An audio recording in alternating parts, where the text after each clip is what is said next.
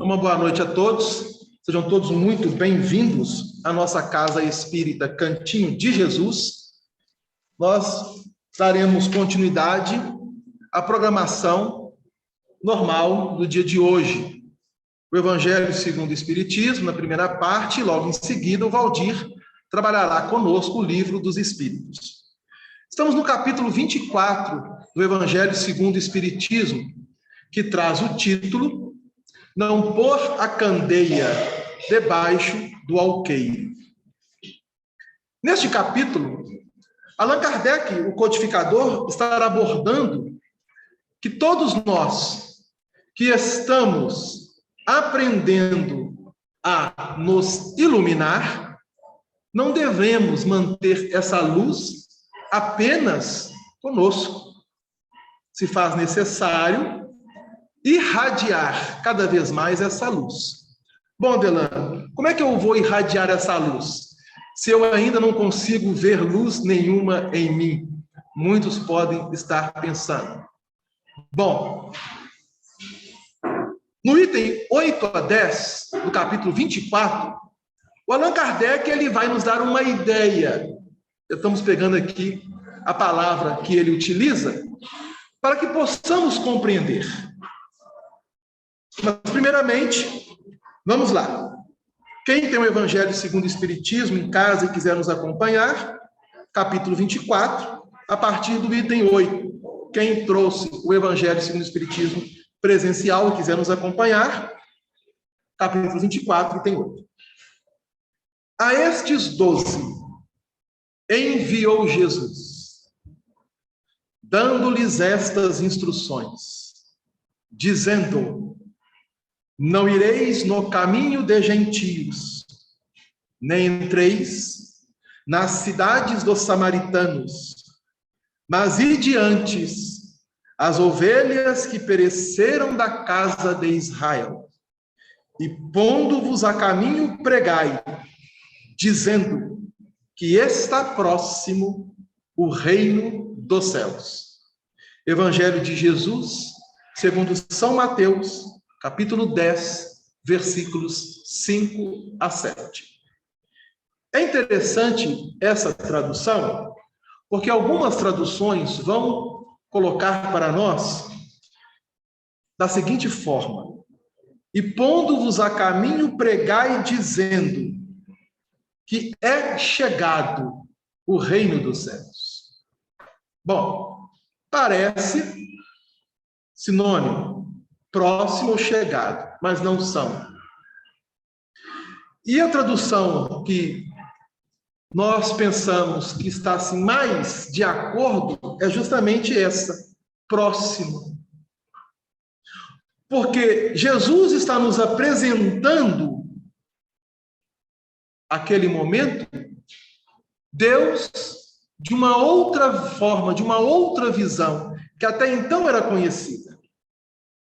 E o entendimento, tanto do céu quanto do inferno, à época do Cristo e ainda hoje, era muito vaga, tendo em vista que muitos irmãos nossos, muitos corações afeiçoados aos nossos, ainda trazem compreensões ou entendimentos equivocados com relação a céu e a inferno.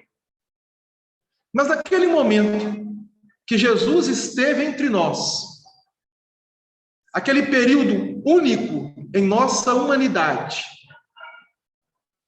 inaugurou toda uma mudança de estrutura no nosso planeta, tanto da parte física quanto da parte espiritual. Pois nós estamos falando do Cristo planetário, do Mestre dos Mestres, do amor maior que reflete Deus a cada um de nós. Respirando o mesmo ar que nós respiramos, pisando o mesmo solo que nós pisamos, se alimentando dos mesmos alimentos que nós alimentamos, bebendo a mesma água que nós bebemos. Quando nós falamos isso, nós estamos fazendo referência aos elementos químicos que são constituídos: o alimento, a água, o ar, a terra. E ele esteve entre nós. E quando aqui chegou, mostrou-nos a possibilidade que todos nós temos de mudar, de transformar, de renovar e de agir no bem. A tal ponto que a multidão começou a seguir, porque o seu magnetismo era tão surpreendente que todos aqueles que se aproximavam, querendo ou não, ficavam admirados diante daquele homem. O Espírito Emmanuel, na obra Há 2000 anos, ele nos traz uma narrativa de uma experiência dele mesmo, que quando ele esteve frente a frente com Cristo, envergando a personalidade de um senador romano, à época, chamado Públio Lentulus, ele narra-nos que ele ficou surpreso. Como que aquele homem o tocava, sem que ele pudesse definir naquele momento. Mas o orgulho não lhe permitiu receber o Cristo em seu coração. Foi necessário os séculos para que ele então pudesse trazer para nós a mensagem viva do Cristo, através da sua oratória, através da sua escrita, através do seu exemplo. Mas naquele momento, Jesus vai reunir, dentre os inúmeros discípulos que o acompanhavam, 12. E é a esses que Allan Kardec está extraindo aqui do versículo 5 do capítulo 10. A estes 12 enviou Jesus. Esses 12 discípulos passam a se tornar apóstolos. Apóstolos do Cristo. E qual é a diferença do apóstolo para o discípulo?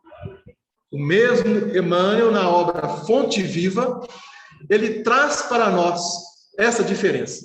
Em 2 capítulos, capítulo 57 e capítulo 58. Quando ele fala dos discípulos e dos apóstolos. O que significa ser apóstolo do Cristo? Fala-nos Emmanuel que o apóstolo improvisa no trabalho, pois que ele é o educador por excelência. E o trabalho e a atividade dele visa fazer com que a mente dos discípulos se renove. Então Jesus convidou 12 para que eles pudessem aprender com ele de forma mais íntima, vamos utilizar essa palavra, e a partir daí, daquele pequenino foco, irradiar para toda a humanidade.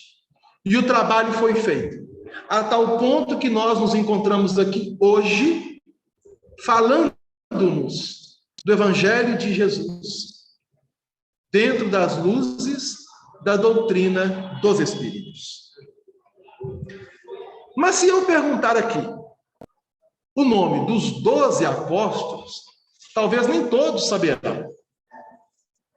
Alguns, muitos vão falar, mas os 12 sempre fica um meio que esquecido. E é sempre comum as pessoas falar de 2 evangelistas como apóstolos, que é o caso de Marcos e de Lucas. A Lucas, Marcos, eles não foram apóstolos. Eles são evangelistas. Mas Mateus e João foram apóstolos, além de ser evangelistas. Além destes 2, nós temos mais 10. E muitos podem dizer assim, Adriano, mas qual que é a importância hoje de eu saber o nome dos apóstolos? Bom, talvez nenhuma, a não ser colocar o nome dos nossos filhos, na verdade. Porque muitos pais, para reverenciar os apóstolos, com exceção de Judas Iscariotes, todos se tornaram santos da igreja. Todos. Mas compreender os 12 é importante, porque eles estão refletindo cada um de nós, na nossa trajetória evolutiva no planeta. Porque cada personalidade, que são individualidades diferentes, trazem características próprias. Por exemplo, nós temos um João Evangelista, que no dizer de muitos biógrafos, era o discípulo amado, por estar mais receptivo à mensagem do Cristo. Outros vão dizer que Tomé, ele necessitava pegar para ver a fim de crer. Senão, é aquele discípulo ou aquele apóstolo que se coloca na posição de cético, de dúvida. O próprio Allan Kardec, aqui na introdução do Livro dos Espíritos, como nós estamos estudando, quando chegou até ele a fala de que as mesas girantes não somente se moviam, mas agora falavam, ele deu um passo para trás. Falar, aí já é outra coisa. Elas não têm nervos para sentir, nem órgãos para se expressar. Como que elas podem falar? Posição de dúvida, de cético. Mas era um homem de ciência. Assim como temos Pedro, que é colocado pelos biógrafos como um homem prático, da lida, do dia a dia, do trabalho, do dinamismo. Pois bem, falei 3. Pedro, João, 4, né? Tomé e o Mateus. Faltam 8. Será que todos aqui sabem? E aí em casa também vai o desafio? Não vale pegar lá o texto bíblico, abrir no capítulo 10, porque no versículo 4 de Mateus está o nome dos mesmos. Mas vamos relembrar. 2 Tiagos. Oi? 2 Tiagos. 2 Tiagos. Bartolomeu. A Darlene sabe, tá vendo? Darlene tá falando aqui, a Darlene tá sabendo. Hã? Sabe aí, Darlene? Então vamos lá. Então são 2 irmãos. Vamos pegar na cronologia de Mateus, porque Marcos nos fala e Lucas também nos fala, mas tem alguma diferença. Pedro e André são 2 irmãos. Tiago e João, evangelista, são 2 irmãos, os 2 filhos de Zebedeu. Aí nós temos o Filipe, nós temos o Bartolomeu, nós temos o Tomé. Lembrando que o apóstolo Bartolomeu é também cognominado Natanael, por João Evangelista. Se você abrir o Evangelho de João, ele coloca Natanael, que é o Bartolomeu. Ok? Estão contando aí? Pois bem. E aí nós temos o outro Tiago, o Mateus, que é também Levi, e Judas Tadeu, ou Judas Lebeu. Esses 3 também são irmãos consanguíneos. Quem nos revela isso é Humberto de Campos, na obra Boa Nova, que nós estamos estudando aqui todas as últimas terças especiais. Os 3 são irmãos consanguíneos, muitas vezes lembrados como os irmãos do Senhor. Está no capítulo 5 da obra Boa Nova, intitulada Os Discípulos. Tá? Quem quiser chegar em casa, dar uma lida. Bom, falamos 10, faltam 2. Judas Iscariotes. Ninguém esquece, né? Sexta-feira Santa passou, né? Não é verdade? E falta 1.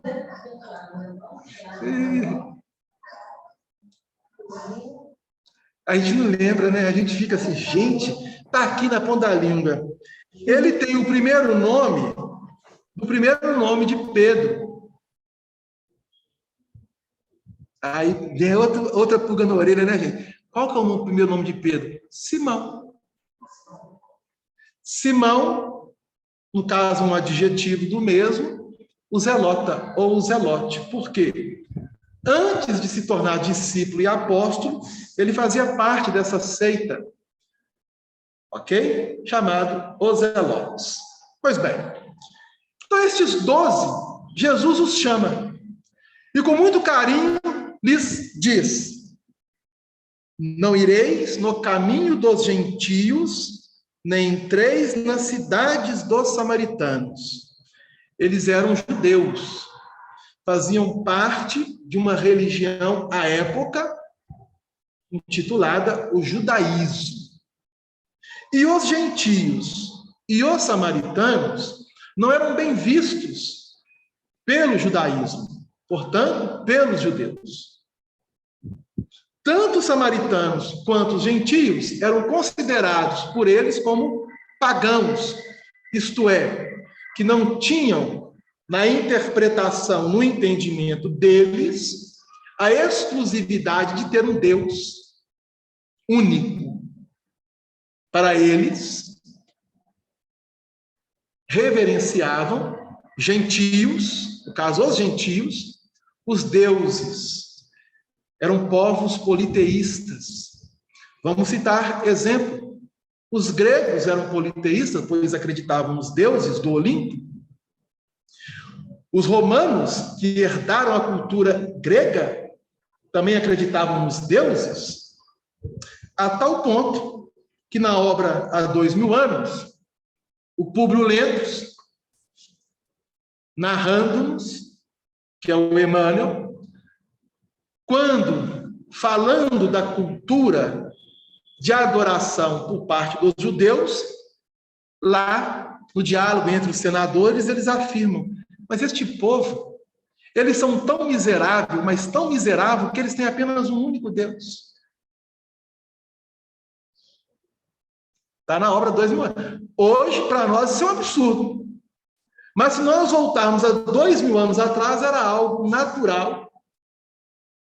Se nós estivéssemos envergando a pele de um romano, a personagem de um romano, nós íamos achar isso normal, natural. E achar um absurdo alguém acreditar em apenas um único Deus. Já os samaritanos, é preciso tomar cuidado. Porque no capítulo 4 do Evangelho de João, nós temos um diálogo de Jesus com uma mulher que é samaritana. E a mulher samaritana fala com Jesus da seguinte forma: dizem nossos pais que devemos adorar a Deus no Monte Garizim. Mas os judeus afirmam que deve adorar a Deus no templo de Jerusalém. Vejo que és um profeta. Então lhe pergunto: onde devemos adorar a Deus? Vejam bem que a pergunta da mulher samaritana é de um Deus único, não é dos deuses. Porque os samaritanos, grande parte formado por eles, vinham das 10 tribos de Israel, que acreditavam no monoteísmo, e que houve uma separatividade ou cisma das 10 tribos em relação a 2 tribos. Isso está no livro de Reis, no Velho Testamento. O que aconteceu aí? Israel dividiu-se, Reino do Norte e Reino do Sul. O Reino do Sul, 2 tribos, Judá e Benjamim. Daí surgiu o judaísmo, através da tribo de Judá. E as outras 10 tribos ficaram no Reino do Norte, onde a região de Samaria estava instalada. E continuaram a cultuar o Deus único, utilizando a lei, que são os 5 primeiros livros da Bíblia Sagrada, representada pela Torá. Então, quando se fala Torá, fala-se em lei, que são o livro de Gênesis, o livro de Êxodo, o livro de Levítico, o livro de Números e o livro de Deuteronômio. Bom, estamos apenas recapitulando daquilo que nós já sabemos. Porque já tem 3.600 anos que o Velho Testamento vem sendo trabalhado na humanidade. 2.000 anos que o Novo Testamento vem sendo trabalhado na humanidade. E apenas 165 anos que a doutrina espírita está abrindo-nos a possibilidade de compreender melhor tanto o Novo quanto o Velho Testamento. E Jesus pede com muito carinho que naquele momento eles, os 12, não fossem aos gentios nem aos samaritanos. E por quê? Porque ele vai dizer assim: e diante as ovelhas que se pereceram ou que se perderam da casa de Israel. Ah, mas os samaritanos também não eram de Israel? Sim. Mas ele estava pedindo primeiro para estabelecer os laços e fortalecê-los na comunidade em que eles viviam, na família que eles comungavam, para que depois, então, as bases estando estruturadas, pudesse irradiar para toda a humanidade. E aí o Kardec, ele traz uma interpretação que é a seguinte: Jesus demonstra em muitas circunstâncias que as suas vidas não estão circunscritas ao povo judeu. Ele está falando de quem? Dos 12. Olha, a vida de cada um de vocês não está circunscrita ao judaísmo e ao povo judeu. Se nós pegarmos os 4 evangelhos, nós vamos observar isso. Mas abrangem a toda a humanidade. Quando disse, portanto, aos apóstolos que não dirigissem aos pagãos, aos gentios, não foi por desprezar a sua conversão, o que nada teria de caridoso, mas porque os judeus que aceitavam a unicidade de Deus e esperavam o Messias, estavam preparados pela lei de Moisés e pelos profetas para receberem a sua palavra. Entre os pagãos, faltava essa base. Tudo ainda estava por fazer. E os apóstolos ainda não se achavam suficientemente esclarecidos para uma tarefa assim tão pesada. Vejam bem, vamos pegar aqui e abrir um parênteses. Nós estamos no início. Jesus ainda estava encarnado. E ele já delega aos 12 a proposta de semear o evangelho. Primeiramente, entre os seus. Quando Jesus desencarna, porque ele não morre, ele desencarna, deixa o corpo e retorna ao plano espiritual. E depois volta e fica 40 dias e 40 noites com os apóstolos e discípulos mais próximos para lhes fortalecer. Aí inicia um trabalho que vai ser desenvolvido e que futuramente receberá a contribuição de Saulo de Tarso, que se renova-se em Paulo, o apóstolo Paulo, onde ele vai trabalhar para com os gentios. Paulo e Barnabé.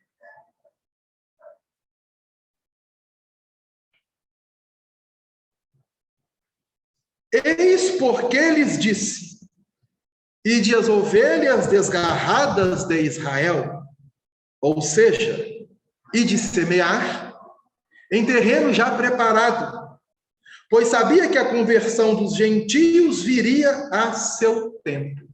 E aí o próprio Kardec afirma: Mais tarde, com efeito, os apóstolos foram plantar a cruz no próprio centro do paganismo. Onde era o centro do paganismo? Alguém sabe? Roma. O Império Romano centralizava a época. Todo o mundo conhecido. Dominava. E os apóstolos lá estiveram. Paulo. Depois recebe Pedro. E muitos passaram por lá, como o próprio João Evangelista, levando a mensagem de Jesus aos romanos. Estevão não esteve em Roma. Não. Ele não teve essa oportunidade encarnado, mas desencarnado ele esteve. Ele foi apedrejado em Jerusalém, dentro do templo, no ano 34 da era cristã. O João está perguntando Estevão, que foi o primeiro mártir do cristianismo, colocado pelos historiadores.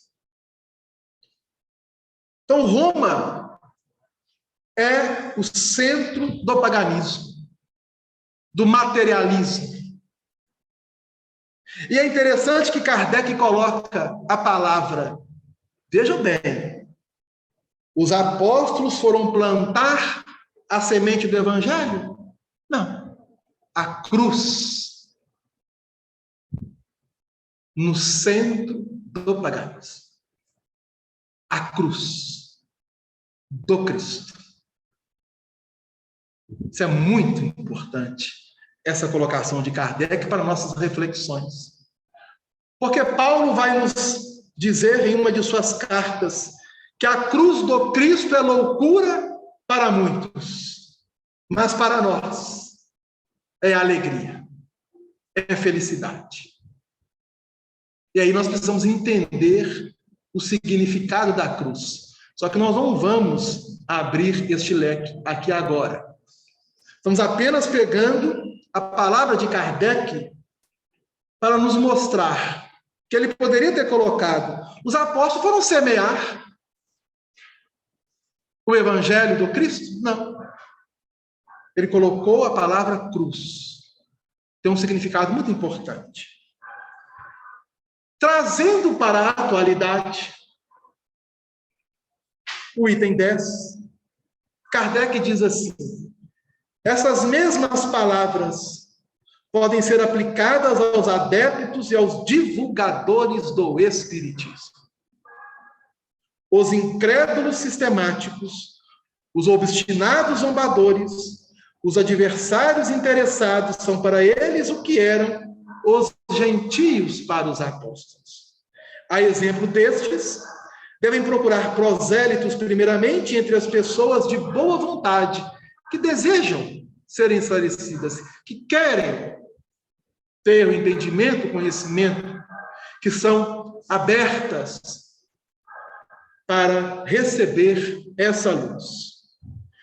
E ele coloca: mais vale abrir os olhos a 100 cegos que desejam ver claramente do que a um só que se compraz na obscuridade. E aí ele vai dizer: as ideias são como as sementes. Não podem germinar antes da estação própria e a não ser em terreno preparado. Então, como que os apóstolos naquele momento iam aos gentios e aos samaritanos levar a mensagem do evangelho se eles não estavam preparados, se eles não tinham bases? Mesmo os samaritanos, que tinham a unicidade de Deus, mas que esperavam o Messias e não criam que Jesus pudesse ser o Messias, pois os judeus não o aceitaram, a tal ponto que o crucificaram. E quando a gente fala judeus, nós nos incluímos. a humanidade crucificou Cristo. E o Valdir até lembrou que no outro estudo não foi Pilatos. Fomos nós que crucificamos o Cristo. E ainda temos crucificado. E é importante que as ideias comecem a ser trabalhadas dentro de nós. Porque, como espíritos viajores de existências, plano físico e plano espiritual, nós podemos afirmar que o nosso terreno, o nosso espírito, fazendo a analogia de um campo, já está preparado. Então, essas ideias que a doutrina espírita vem lançar hoje são sementes que necessitam germinar dentro de nós, para que nós possamos, assim como os apóstolos, levar essa mensagem. Ah, Delano, mas eu tento levar a mensagem para fulano, para Beltrano, mas ele é impermeável. Como fazer? Exemplo. Às vezes, o silêncio, através do exemplo, ensina muito mais do que 1000 palavras. Eis porque é melhor esperar o tempo propício, cultivando primeiro as que estão em condições e evitando perder as outras por precipitação. Mas os gentios também não são mais um povo determinado. Os gentios, isto é, aqueles que ainda duvidam, que não creem em Deus, hoje podemos dizer isso. Há muitos irmãos nossos que têm essa dúvida. Mesmo entre nós mesmos, às vezes bate aquela dúvida: será que Deus existe? Porque tem tanta coisa acontecendo. A minha vida está de cabeça para baixo. É uma dúvida. E Kardec diz: hoje, os gentios não é um povo determinado, mas uma opinião que se encontra por toda parte. Que opinião? Do materialismo. E da qual a verdade triunfa pouco a pouco, como o cristianismo triunfou do paganismo. E não é mais com armas de guerra que se pode combatê-los, mas com o poder da ideia ou das ideias. E a doutrina espírita, ela vem realizar justamente esse trabalho. Nós vamos fechar por hoje o Evangelho segundo o Espiritismo, agradecendo a oportunidade e passar agora para a segunda parte da nossa reunião com o Livro dos Espíritos, chamando o nosso irmão Valdir. Uma boa noite para todos.